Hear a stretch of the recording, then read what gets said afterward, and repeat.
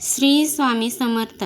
नमस्कार मित्रांनो, तुमचं माझ्या यूट्यूब चॅनलवरती मनापासून खूप खूप स्वागत आहे.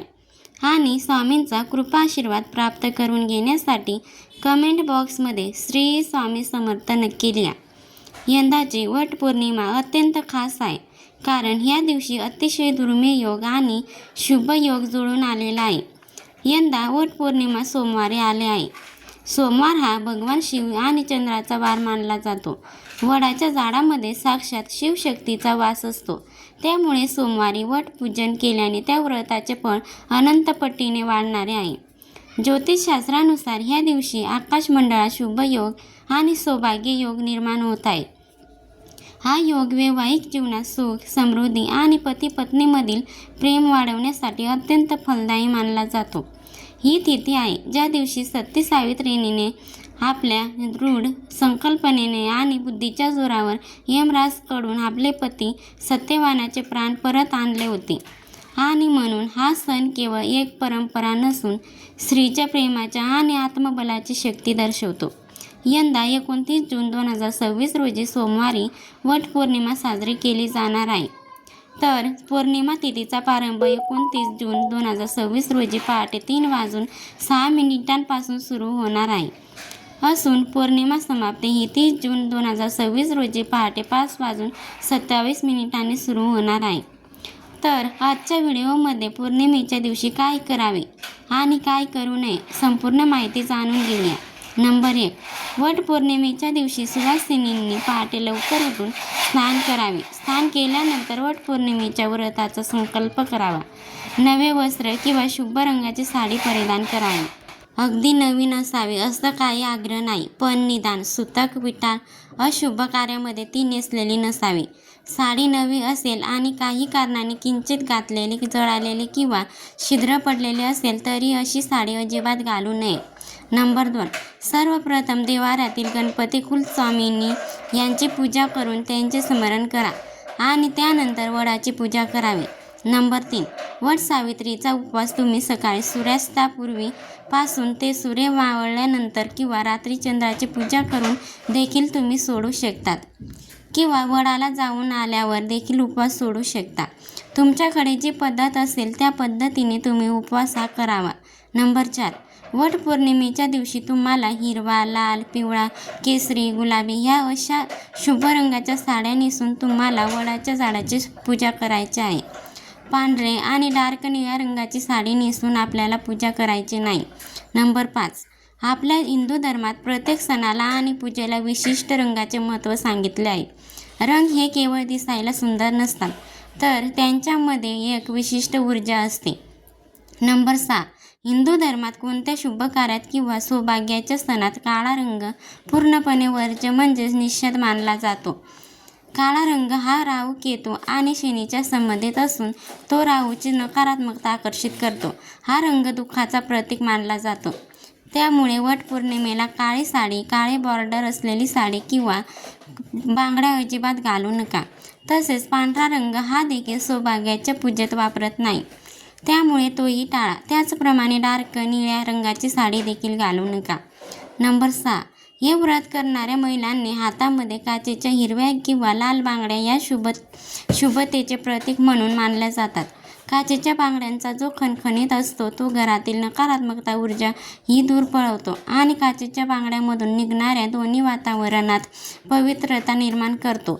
नंबर 8. वडाचे झाड तुमच्या आजूबाजूला नसेल तर तुम्ही बघा, जसं नागपंचमीचे चित्र आपण काढून त्याची पूजा करतो किंवा रांगोळी काढून, तर तसं तुम्ही वडाच्या झाडाची रांगोळी काढून पूजा करा.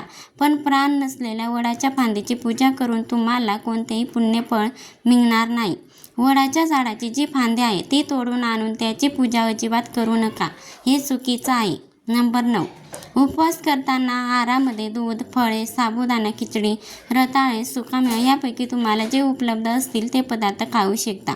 तसेच फळामध्ये जांभूळ हे फळ उपासाला खात नाहीत.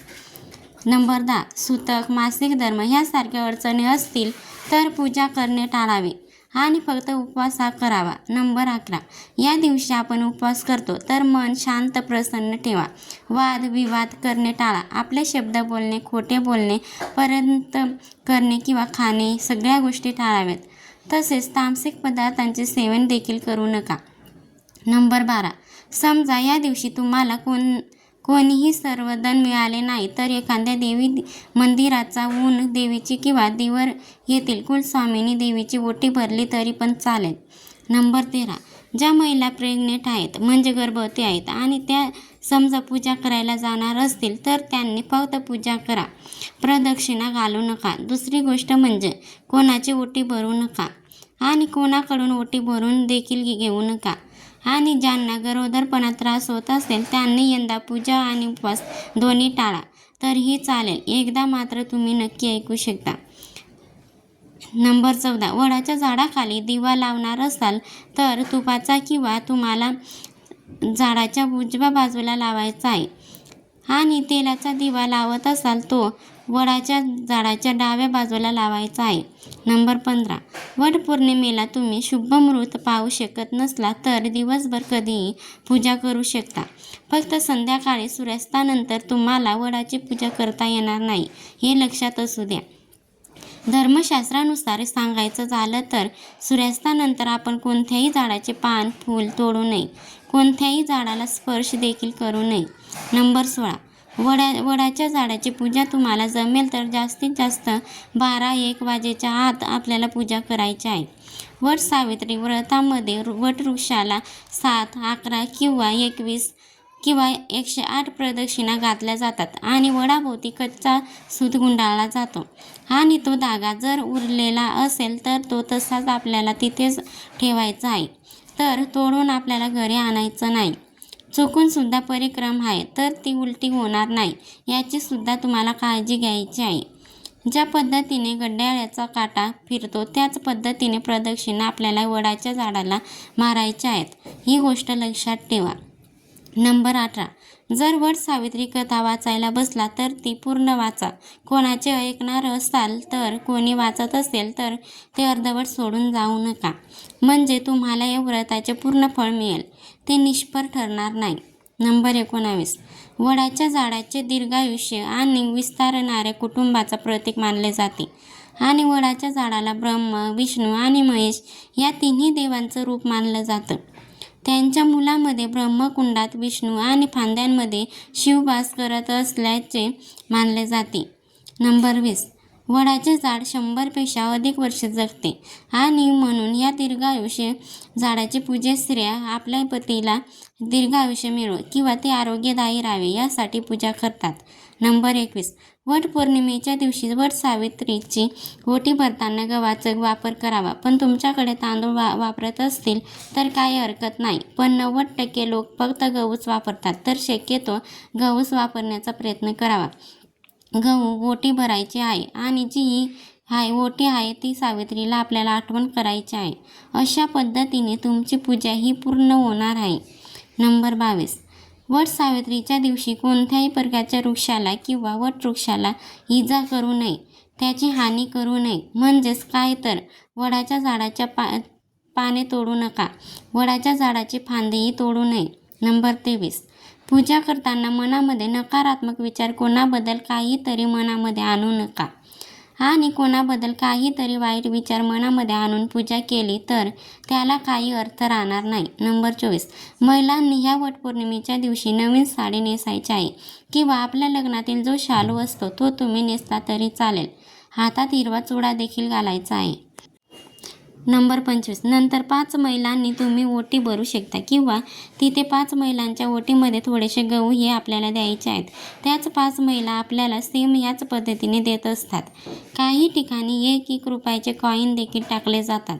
तर ह्या दोन्हीपैकी तुमच्याकडे जी करण्याची पद्धत आहे ती तुम्ही करू शकता किंवा ह्या दोन्ही पद्धती तुमच्याकडे नसतील तर तिथे आहे त्या महिलांना किंवा तुमच्या ओळखीच्या महिलांना किंवा कमीत कमी 5 महिलांना तुम्हाला हळदी कुंकू लावायचा आहे. नंबर 26. नंतर घरी आल्यानंतर पूर्ण जो काय आपण स्वयंपाक बनवला आहे तर तो खाऊन आपल्याला उपवास सोडायचा असतो. नंबर 27. वटपौर्णिमेच्या दिवशी नमस्कार करा, स्वतःच्या हाताने मुठभर खाऊ घाला, त्याचबरोबर स्वतःच्या हाताने गाईलाही खाऊ घाला. व्हिडिओमधील माहिती आवडली असेल तर व्हिडिओला एक लाईक करून कमेंट बॉक्समध्ये श्री स्वामी समर्थ नक्की लिहा आणि व्हिडिओ आपल्या मित्रपरिवारासोबत नक्की शेअर करा आणि चॅनलवरती नवीन असाल तर चॅनलला सबस्क्राईब करा. श्री स्वामी समर्थ. जय जय स्वामी समर्थ. धन्यवाद.